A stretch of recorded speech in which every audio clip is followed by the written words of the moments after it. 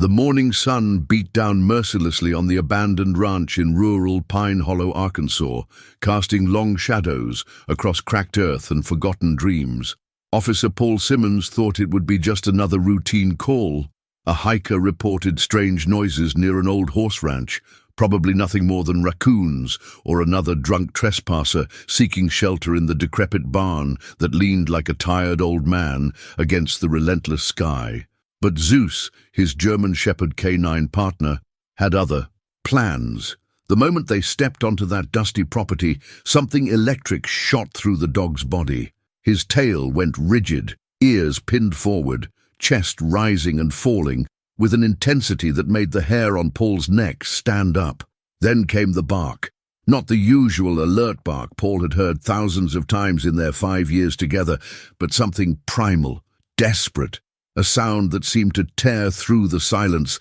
like a warning bell from hell itself. Zeus pulled so hard toward that collapsing barn that he nearly yanked Paul off his feet, growling low like a motor that wouldn't quit, scratching at wooden floorboards with a fury that defied explanation. The smell hit them first. Damp hay, rust, and something else. Something that didn't belong in an abandoned building baking under the Arkansas sun. Something human. Paul's blood ran cold as the shovels broke through the packed dirt beneath the mismatched wooden boards. Zeus paced in tight circles, barking and whining like his very soul depended on what lay hidden beneath their feet. The hollow sound that echoed back from below made Paul's hands shake as he pried up the makeshift plywood cover. What he saw in that moment would haunt him forever. 4 pairs of eyes, wide and sunken, staring up from a darkness so complete it seemed to swallow light itself. Children, barely breathing, covered in filth, their wrists raw from rope, whimpering like wounded animals who had forgotten how to hope. The oldest, a girl no more than 12, was cradling the others like a mother protecting her young, while the smallest, a boy who couldn't have been older than 7, trembled against her chest. They had been buried alive in an underground prison beneath the barn floor, locked away like something the world had decided to forget. 6 weeks they had been missing from different counties, hidden in this makeshift grave, with no electricity, no food for days, no light save the thin cracks between the floorboards above. The man who had brought them scraps had vanished 2 weeks prior, leaving them to die in the darkness. But Zeus had heard what no human ear could detect, the faint heartbeats of children who still believed someone might care enough to find them, in the heart of rural Arkansas, where endless fields of soybeans stretch toward horizons that seem to hold secrets in their golden waves. There exists a bond between man and animal that transcends the ordinary boundaries of partnership and enters the realm of something almost mystical. This is the world of K9 units, where German shepherds with names like Zeus become the living, breathing difference between life and death, between hope found and hope buried so deep it might never surface again, between children who come home and children whose faces end up on milk cartons that yellow with age and desperation. Officer Paul Simmons had worked with Zeus for 5 years, long enough to read every subtle twitch of his triangular ears, every shift in his muscular posture, every minute variation in his bark that could mean the difference between a routine drug bust that ends with handcuffs and paperwork and something far more sinister that haunts your dreams for years afterward. They had tracked missing persons through rainstorms that turned dirt roads into rivers of chocolate-colored mud, their boots sinking deep into earth that seemed determined to swallow them whole, while Zeus's nose worked like a precision instrument calibrated by millions of years of evolution. They had sniffed out fentanyl hidden in gas tanks with the surgical precision of a master craftsman, uncovering deadly poison disguised as salvation. And once they had found a man's decomposing body in a Louisiana swamp, when even the specialized cadaver dogs had given up hope and trudged home with their tails between their legs and defeat written across their handlers' faces. But nothing in their 5-year partnership, nothing in all those nights spent training under Floodlights and days spent chasing shadows through dense forests had prepared them for what would happen on that scorching morning in Pine Hollow, Arkansas,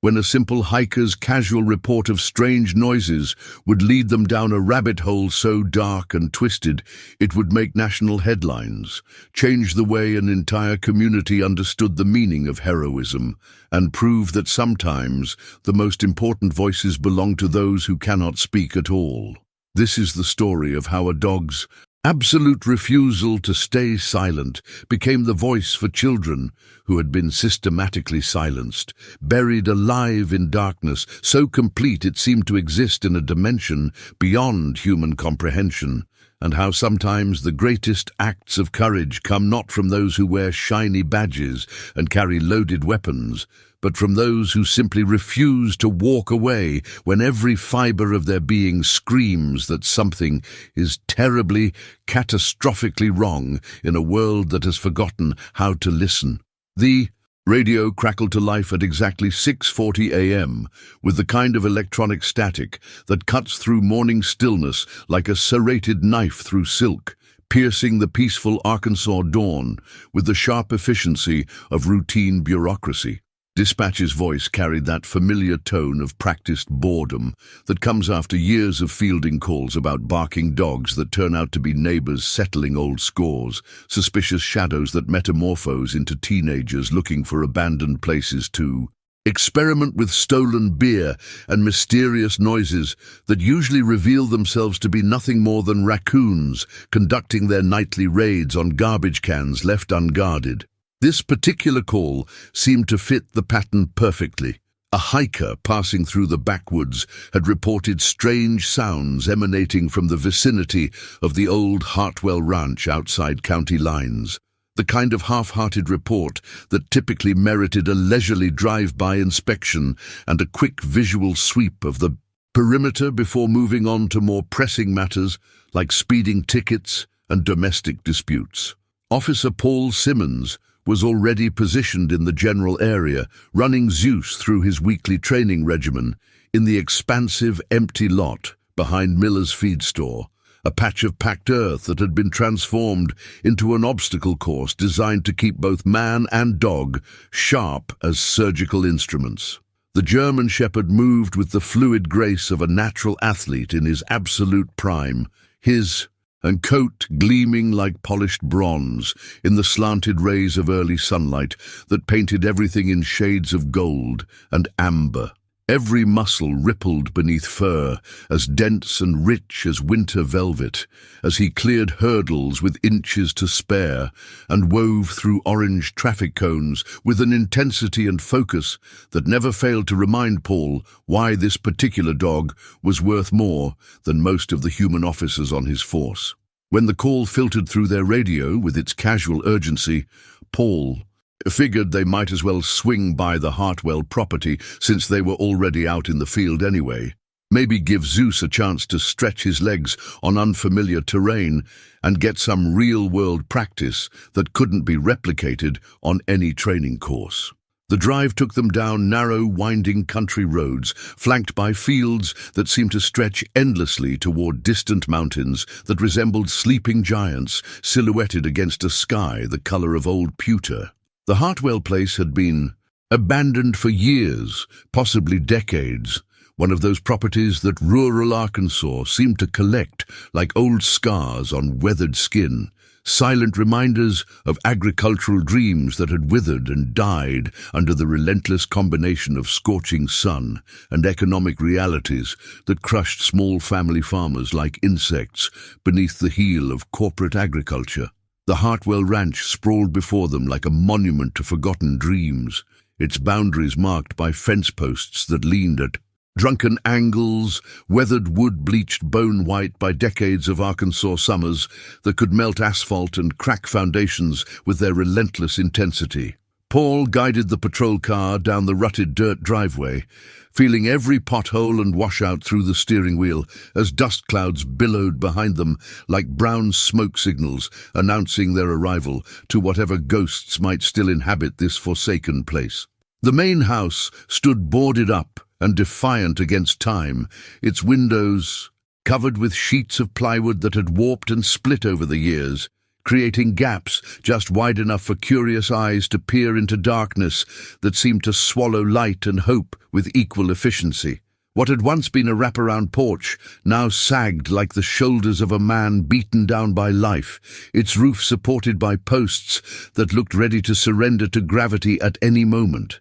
The paddocks that had once contained horses worth more than most people's annual salaries were now overrun with weeds tall enough to hide a grown man, their wooden rails broken and scattered, like the bones of some massive prehistoric creature. But it was the barn that drew Zeus's immediate attention, a structure that seemed to defy the laws of physics with its precarious lean against the weight of its own decay. The massive sliding door hung partially open, revealing an interior so dark it appeared to exist in a different dimension entirely, while the corrugated metal roof showed patches of rust that looked like dried blood against the silver surface. Paul parked the cruiser and stepped out into air so thick with humidity it felt like breathing through wet cotton, immediately noticing how the usual sounds of rural Arkansas, the distant lowing of cattle, the rustle of wind through corn stalks, the territorial calls of red-winged blackbirds, seemed muted here, as if the very atmosphere had been drained of life. Zeus emerged from the back seat with his characteristic alertness, nose already, working the air with the methodical precision of a master sommelier, analyzing a complex vintage. But within seconds something changed in his demeanor that made Paul's pulse quicken with instinctive alarm. The dog's entire body language shifted from casual interest to razor-sharp focus, his tail rising to horizontal attention while his ears swiveled forward like satellite dishes locking onto a distant signal. Then came the growl, low and continuous, a sound that seemed to emanate from somewhere, deeper than his chest, somewhere primal and ancient, where instinct overrode training and civilization became just another word for the lies we tell ourselves about safety. Paul had heard Zeus growl before during drug busts and fugitive chases, but this was different. This carried undertones of something that made the hair on his arms stand at attention and sent electricity racing down his spine like cold fingers trailing across bare skin. Zeus's transformation from trained professional to something almost feral happened so quickly that Paul barely had time to process what he was witnessing before his partner lunged forward with such violent force that the retractable leash snapped taut and nearly jerked Paul off his feet, sending him stumbling across the uneven ground like a marionette controlled by a puppeteer having a seizure. The German shepherd's usual disciplined gait had been replaced by something desperate and urgent, his powerful hindquarters driving him forward with the relentless determination of a missile locked onto its target, while his nose stayed glued to the earth as if following an invisible trail that only he could detect through senses honed by millions of years of evolutionary perfection. The growling never stopped, but now it was punctuated by sharp barks that seemed to tear themselves from his throat, with the raw intensity of a creature in physical pain, each vocalization echoing across the empty fields like gunshots in a cathedral, shattering the oppressive silence that had settled over the abandoned property like a burial shroud. Paul had worked with enough K9 units to recognize the difference between a dog following a scent trail and a dog responding to something that defied every protocol in the training manual, something that reached past learned behaviors and activated instincts that predated human civilization by eons. This wasn't the controlled alertness Zeus displayed when tracking a fugitive through dense woodland, nor was it the methodical focus he demonstrated when searching vehicles for hidden narcotics during routine traffic stops on Highway 62. This was something primal, something that seemed to bypass his highly trained brain and speak directly to whatever wild DNA still coursed through his bloodstream like liquid lightning, connecting him to ancestors who had hunted in packs across frozen tundra when humans were still figuring out how to make fire without burning down their caves. The barn loomed before them, like a mouth opened wide to swallow whatever foolishness dared to approach, its weathered wooden walls seeming to pulse with malevolent life in the wavering heat that rose from sun-baked earth, like ghostly dancers performing rituals to forgotten gods. Zeus strained against his leash with such ferocious determination that Paul could feel the muscles in his own shoulders protesting as he fought to maintain control, but the dog's focus never wavered from that dark, rectangular opening that seemed to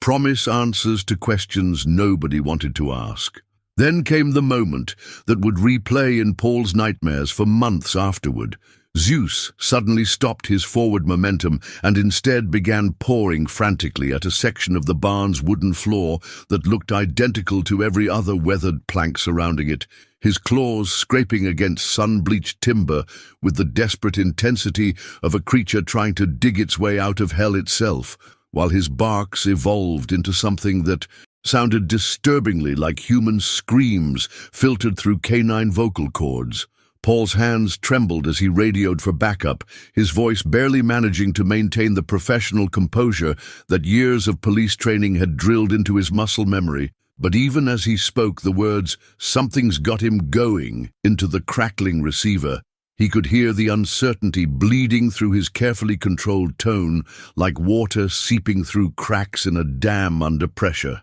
Zeus had never been wrong, not once in their 5 years of partnership. Not when he'd tracked 3 missing children through a thunderstorm so violent it had turned Caddo Creek into a raging torrent that swallowed trees whole. Not when he'd sniffed out 20 kilograms of pure fentanyl hidden inside a modified gas tank that even seasoned DEA agents had missed during their initial inspection. And certainly not when he'd located the decomposed remains of Harold Jennings in that Louisiana swamp after the official search teams had declared the case hopeless, and the family had started planning memorial services. The dog's accuracy rate wasn't just impressive, it was supernatural, bordering on the kind of mystical connection between animal and environment that scientists spent careers trying to understand and never quite managed to explain in terms that satisfied peer review panels and academic journals.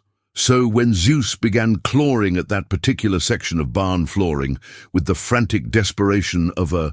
creature possessed, Paul knew with the kind of bone-deep certainty that comes from absolute trust that something was hidden beneath those sun-weathered planks, something that had triggered every alarm bell in his partner's genetically enhanced sensory system. The floorboards themselves told a story to anyone trained to read the subtle language of concealment and deception, while the surrounding timber showed the consistent weathering patterns of decades spent enduring Arkansas summers. And winters, this particular patch displayed the telltale signs of recent disturbance: boards that didn't quite align with their neighbors, nail heads that gleamed with the fresh silver of recent hardware store purchases, and gaps between planks that had been hastily packed with dirt and debris in a way that suggested someone had been working quickly and without proper tools. Paul retrieved the emergency shovel from his cruiser's trunk, the same compact folding implement that had helped him dig his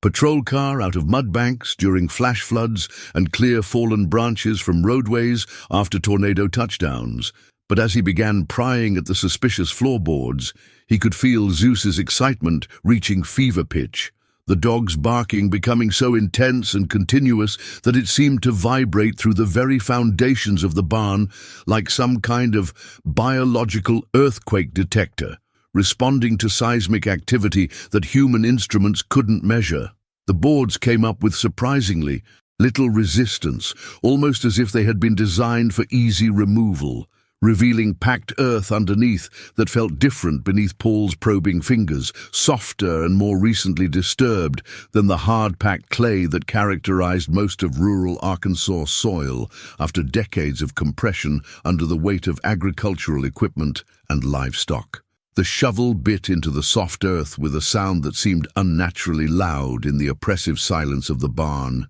each scoop revealing dirt that felt wrong somehow, too loose, too recently disturbed, carrying a smell that made Paul's stomach clench with instinctive revulsion, even though his conscious mind hadn't yet processed what his primitive hindbrain was already screaming at him to understand. Zeus had stopped barking now, but his silence was somehow more terrifying than his previous frantic vocalizations, replaced by a high-pitched whining that seemed to emerge from the very core of his being, a sound that spoke of anguish so profound, it transcended species barriers and communicated directly with whatever part of Paul's soul still remembered what it felt like to be prey instead of predator. The German shepherd paced in tight circles around the expanding hole, his movements becoming more agitated with each passing second, occasionally stopping to paw frantically at the disturbed earth before resuming his restless orbit like a satellite trapped in decaying orbit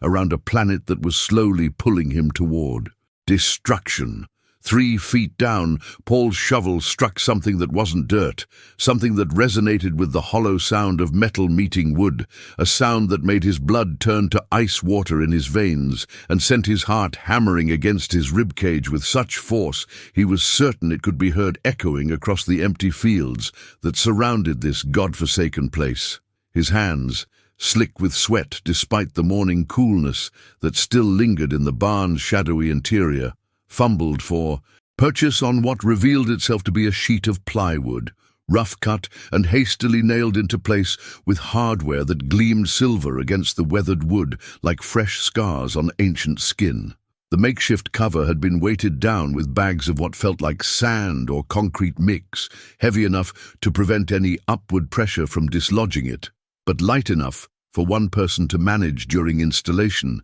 suggesting a level of premeditation that made Paul's trained police mind recoil from the implications that were already forming like storm clouds on the horizon of his consciousness. As he pried the plywood loose with the edge of his shovel, Zeus's whining reached a crescendo that sounded disturbingly like human weeping, while from the darkness below came the faintest suggestion of movement, so subtle it might have been imagination, accompanied by a smell that was unmistakably human but wrong somehow, carrying undertones of fear and desperation and something else that Paul's civilized mind refused to catalogue, even as his primitive survival instincts screamed warnings that echoed through his nervous system like air raid sirens in a city under bombardment. The plywood lifted away to reveal a rectangular opening carved into the earth with the precision of a grave, lined with concrete blocks that had been mortared into place with the kind of craftsmanship that spoke of patience and planning, and a level of deliberate evil that Paul had encountered only in the case files of serial killers whose names became synonymous with humanity's capacity for unspeakable cruelty. The first thing Paul saw in that makeshift underground prison wasn't faces or bodies, but eyes. 4 pairs of them gleaming in the shaft of sunlight that penetrated the darkness like fingers of salvation reaching into the deepest circle of hell itself. Eyes that belonged to children but held the hollow, haunted expression of souls that had traveled far beyond the boundaries of childhood innocence, into territories that most adults never have to navigate even in their worst nightmares. These weren't the bright, curious eyes of kids playing hide-and-seek in suburban backyards, but the 1,000-yard stare of combat veterans who had witnessed atrocities that would forever separate them from the world of normal human experience, eyes that seemed to look through him rather than at him, as if they had learned that hope was a luxury they could no longer afford, and trust was a concept that had been beaten out of them by circumstances too cruel for civilized minds to fully comprehend. The oldest child, a girl who couldn't have been more than 12, despite the ancient wisdom etched into her gaunt features by weeks of unimaginable suffering, had positioned herself like a human shield between the other 3 and the opening above. Her thin arms wrapped protectively around a boy so small he seemed to disappear into her embrace like a sparrow seeking shelter from a hurricane. Her lips were cracked and colorless, her hair matted with dirt and substances Paul didn't want to identify, but her eyes never left his face as she assessed whether this new development represented salvation or simply a different flavor of torment from whatever monster had constructed this underground nightmare, and then apparently abandoned them to die in slow motion, forgotten by a world that had failed them in ways that would require years of therapy to even begin to address. The concrete walls that surrounded them were streaked with moisture that could have been condensation or tears or something worse, while the floor consisted of bare earth that had been packed down by the weight of small bodies that had nowhere else to go and nothing else to do but wait for either rescue or death, whichever arrived first in this subterranean purgatory that existed somewhere between the world of the living and the realm of the forgotten. Paul's flashlight beam revealed details that his mind struggled to process without breaking completely. Empty food containers that suggested their captor had kept them alive for a specific purpose, rope marks on tiny wrists that told stories of restraint and helplessness, and scratches on the concrete walls that looked like desperate attempts at keeping some kind of calendar, or maybe just the futile markings of children trying to convince themselves they still existed in a world that seemed to have erased them from its collective memory. The smell that rose from that hellish pit was a complex cocktail of human waste, fear, sweat, and despair so concentrated it seemed to have achieved physical form, coating the inside of Paul's nostrils and throat with the taste of suffering distilled down to its most essential components. Paul's training kicked in with mechanical precision, even as his soul recoiled from the horror spread before him, like pages torn from the devil's own playbook, his hands moving to his radio with the automatic efficiency of muscle memory, while his voice somehow managed to maintain enough composure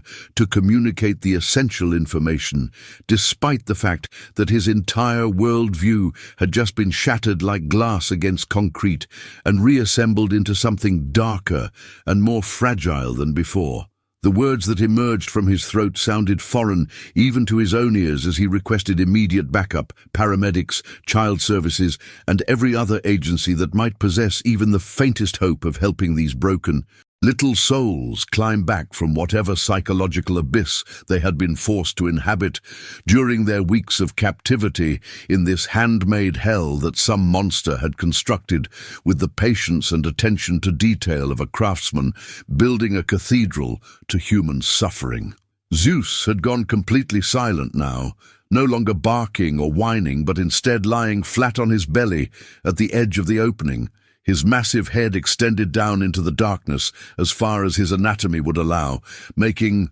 soft chuffing sounds that seemed designed to communicate comfort and safety to creatures who had probably forgotten what either concept meant in any practical sense. The oldest girl watched Paul with eyes that seemed to catalogue every micro-expression on his face, searching for clues about his intentions with the hyper-vigilance of someone who had learned that survival depended on reading adult moods with the accuracy of a meteorologist tracking hurricane patterns, while the three smaller children remained pressed against her like satellites orbiting a planet that represented their only source of warmth in an otherwise frozen universe. Paul's flashlight revealed more horrifying details with each passing second.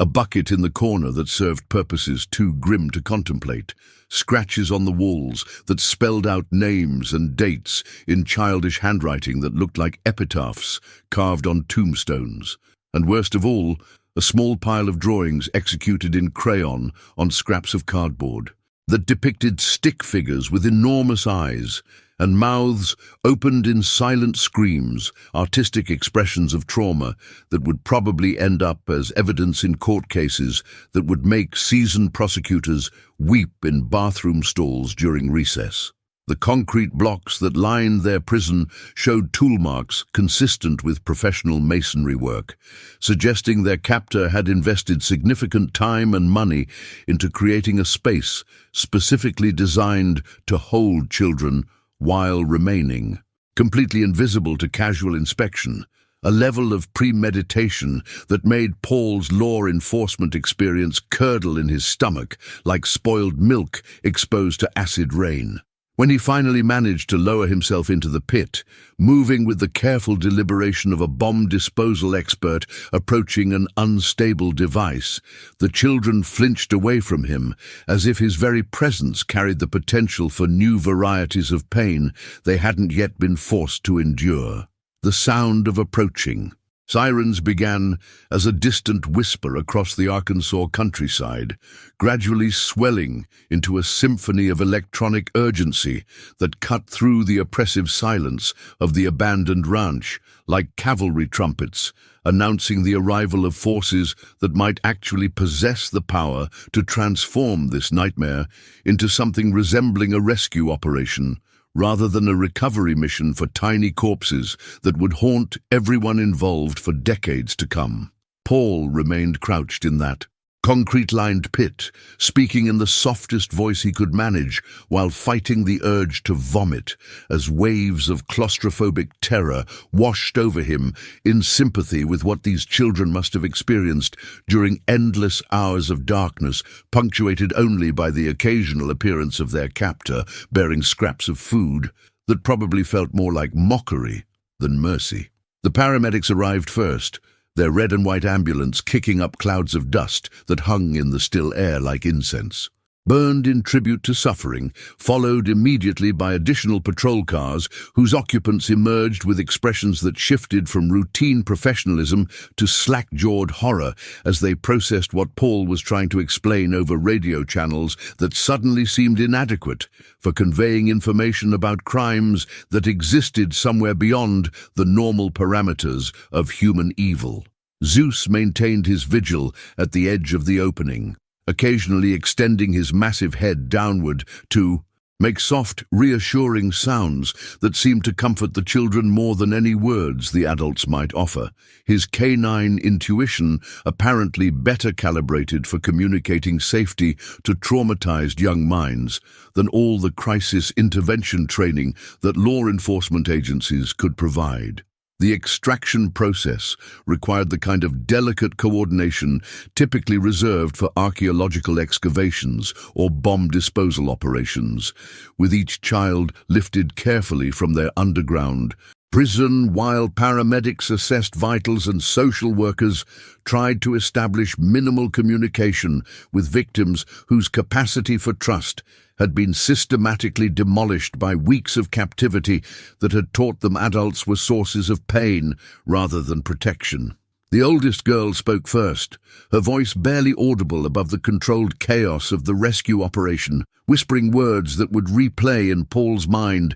during every quiet moment for the rest of his career. We heard him barking, and we knew someone was finally listening. The medical team worked with the efficient desperation of emergency room professionals treating mass casualty events, establishing IV lines in arms so thin they looked like twigs that might snap under the weight of hope itself, while Child Protective Services representatives made frantic phone calls to locate relatives or suitable foster placements for children whose identities were still mysteries wrapped in bureaucratic nightmares that would require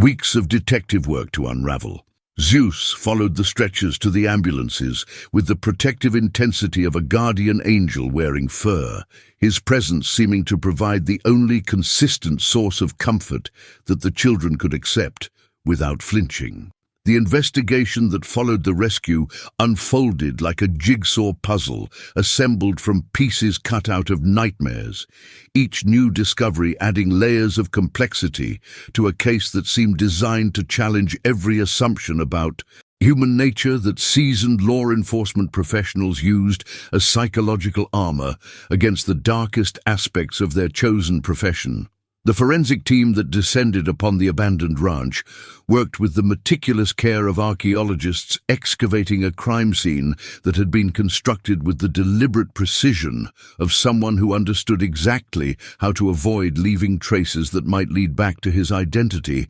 But even the most careful criminals eventually make mistakes when they operate over extended periods of time. The concrete-lined pit had been professionally constructed, complete with drainage systems that prevented flooding during Arkansas's notorious spring thunderstorms, and ventilation shafts so cunningly concealed they appeared to be nothing more than groundhog holes to casual observers, suggesting their captor possessed construction skills that probably meant he had worked in trades that gave him access to the materials and knowledge necessary for such an elaborate underground installation. DNA evidence recovered from the scene painted a picture of systematic abuse that extended far beyond simple kidnapping into territories that prosecutors would struggle to describe in language suitable for courtroom proceedings, while the children's medical examinations revealed patterns of malnutrition and psychological trauma that would require years of specialized treatment to address with even minimal hope of recovery. The breakthrough came when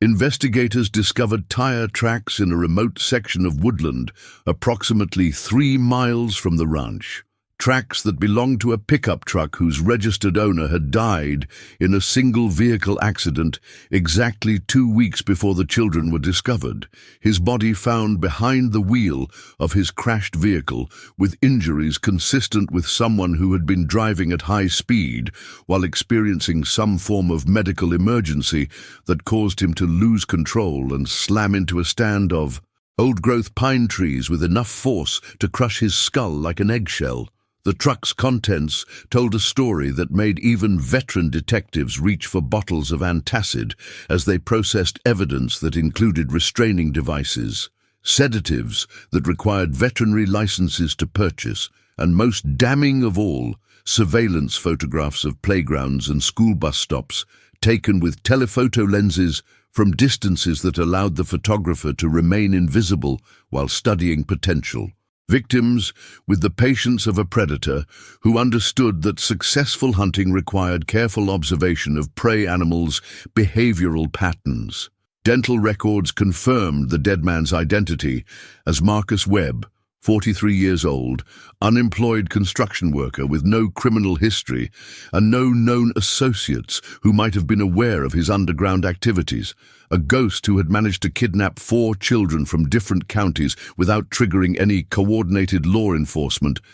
response because each disappearance had been treated as an isolated incident rather than part of a larger pattern that only became visible after Zeus's desperate barking had forced everyone to look at the bigger picture. The weeks that followed the rescue transformed not just the lives of 4 traumatized children, but the entire fabric of Pine Hollow's community consciousness, as residents grappled with the horrifying realization that unspeakable evil had been operating in their midst, while they went about their daily routines of school board meetings and church suppers, blissfully unaware that children were suffering in darkness less than 20 miles from the courthouse square, where they gathered every 4th of July to celebrate freedom and justice with fireworks and patriotic speeches. Mason, the smallest of the rescued children, became the focus of Paul's personal mission. When social services discovered that no relatives could be located and no official records of his existence could be found in any database, as if he had been born into a shadow world that existed parallel to normal society, without ever intersecting with the bureaucratic systems that track births, deaths, and everything in between. The boy's recovery progressed with agonizing slowness, measured in tiny victories, like the first time he made eye contact without flinching, or the afternoon when he actually smiled while watching Zeus perform simple tricks in the hospital courtyard, moments that felt monumental to the adults who had witnessed his initial condition in that concrete-lined hell beneath the barn floor. Zeus adapted to his new role as unofficial therapy dog with the same professional excellence he had always brought to drug interdiction and fugitive tracking, somehow understanding that these children needed a different kind of protection than what his training manual had prepared him to provide, spending hours lying motionless beside hospital beds while small hands buried themselves in his fur and whispered secrets that no adult ears were privileged to hear. The media attention that inevitably followed such a dramatic rescue story brought both welcome resources and unwelcome complications, as Pine Hollow found itself thrust into the national spotlight with television crews setting up equipment in the courthouse parking lot and reporters conducting interviews with anyone willing to share opinions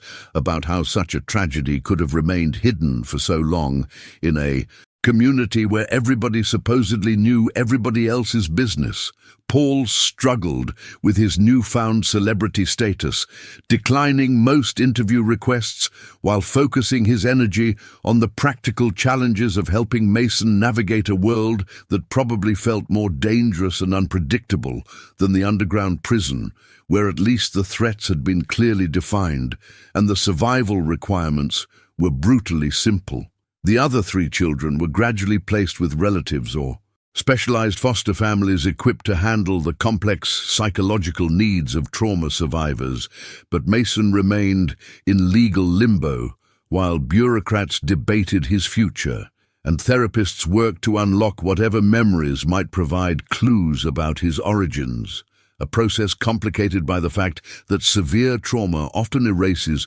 precisely the kind of identifying information that social workers need to reconstruct lost childhoods and shattered family connections. The ripple effects of Zeus's discovery extended far beyond the immediate rescue, touching lives across Arkansas and inspiring changes in law enforcement protocols that would protect countless future victims through improved interagency communication systems designed to identify patterns that might otherwise remain invisible when jurisdictional boundaries prevent different police departments from sharing critical information about missing children and suspicious activities that could indicate organized predatory networks operating across county lines with the methodical precision of corporate enterprises dedicated to harvesting human suffering. The Pine Hollow Police Department received substantial federal funding for additional K9 units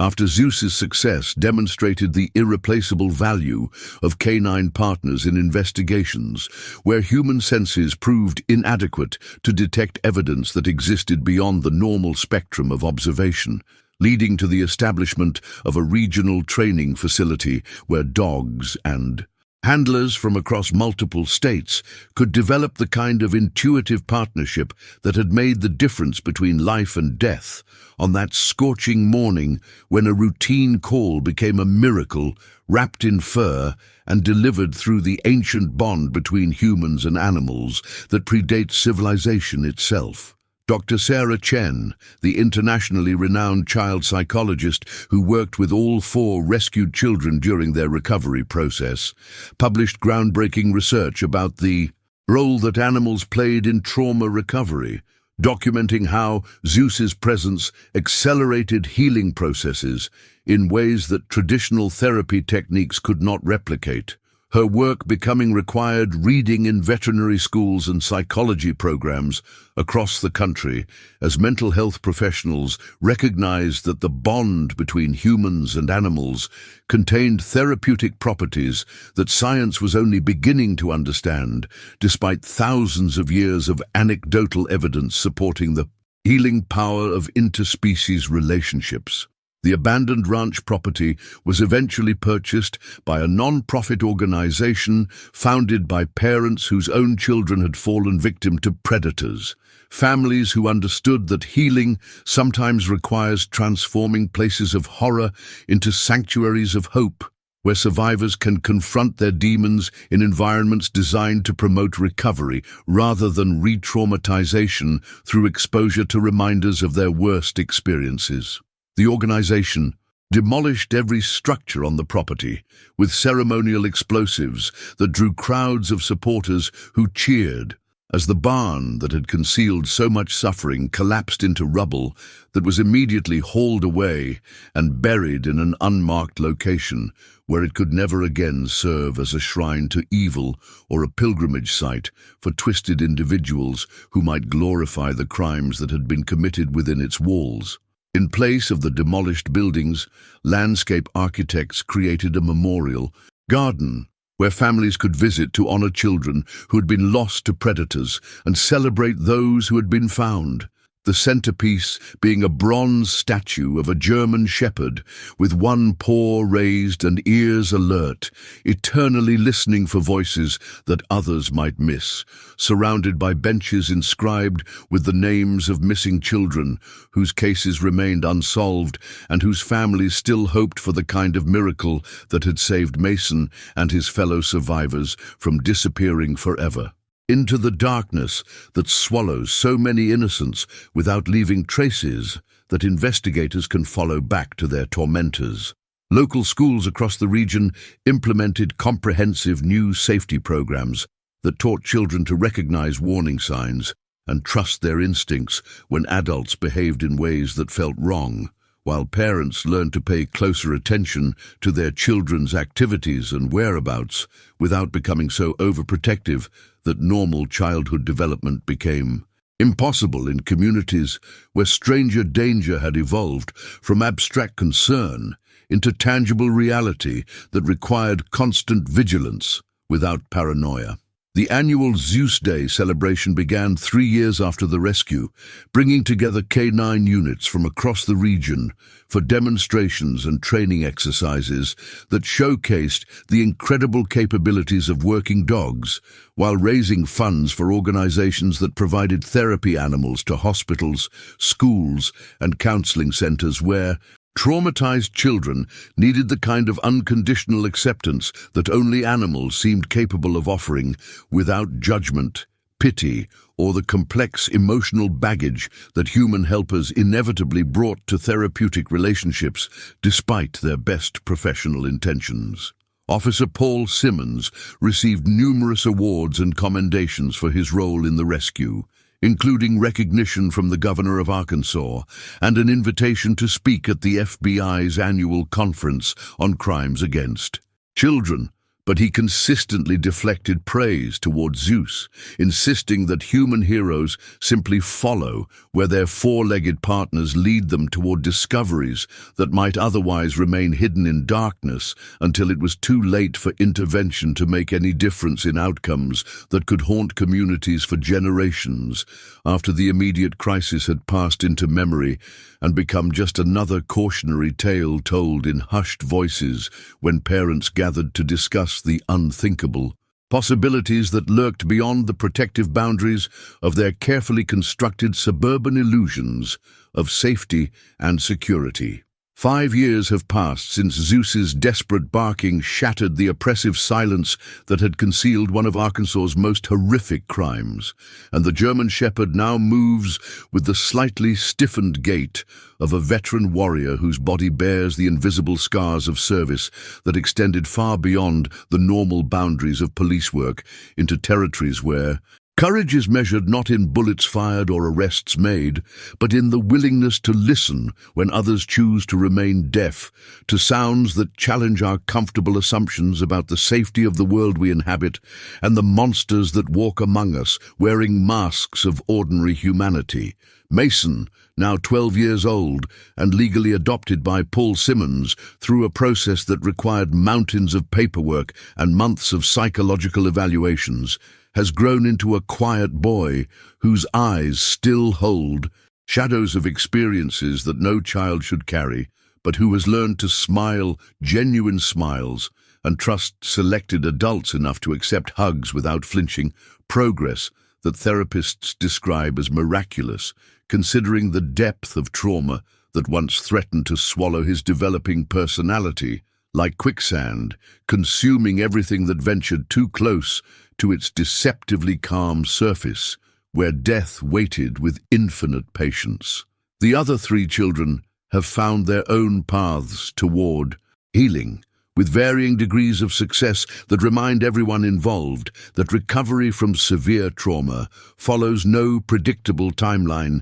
and offers no guarantees that damaged souls can be completely restored to their original condition before evil touched their lives and changed them in ways that will influence every relationship and decision they make until their dying days, their futures forever shaped by weeks spent in darkness, learning lessons about human cruelty that most people never encounter even in their worst nightmares. Zeus still works patrol with Paul, though his official duties now include regular visits to elementary schools across 3 counties, where he demonstrates the importance of trusting your instincts and speaking up when something feels wrong, his presence serving as a living reminder that heroes come in all shapes and sizes, and sometimes the most important voices belong to those who communicate without words, through actions that speak louder than any speech ever could. His gentle demeanor with children providing comfort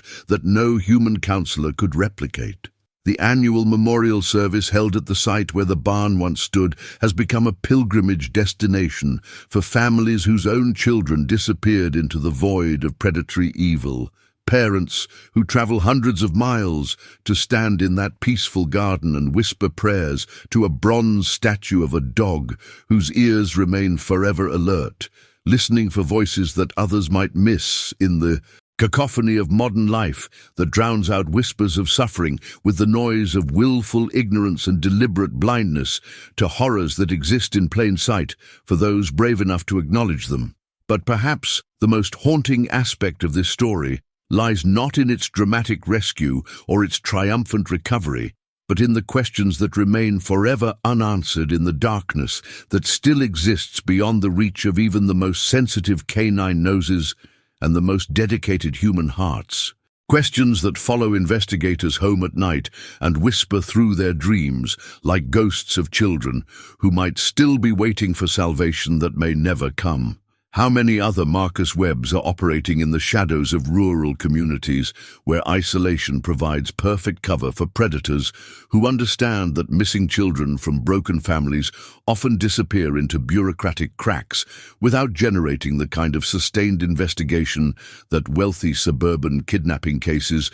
automatically trigger through media attention and political pressure applied by parents with resources and connections that poverty cannot access? How many underground prisons remain undiscovered beneath barns and basements across America, their young occupants still waiting for someone to hear their silent screams and refuse to walk away when conventional wisdom suggests that strange noises in abandoned buildings are probably just raccoons or wind rattling loose boards rather than human souls? Crying out for salvation from depths that most people prefer not to acknowledge exist in a civilized society that prides itself on protecting the innocent while simultaneously creating systems that make it easier for predators to operate undetected in communities where everyone knows everyone else's business, except when that business involves the systematic torture of children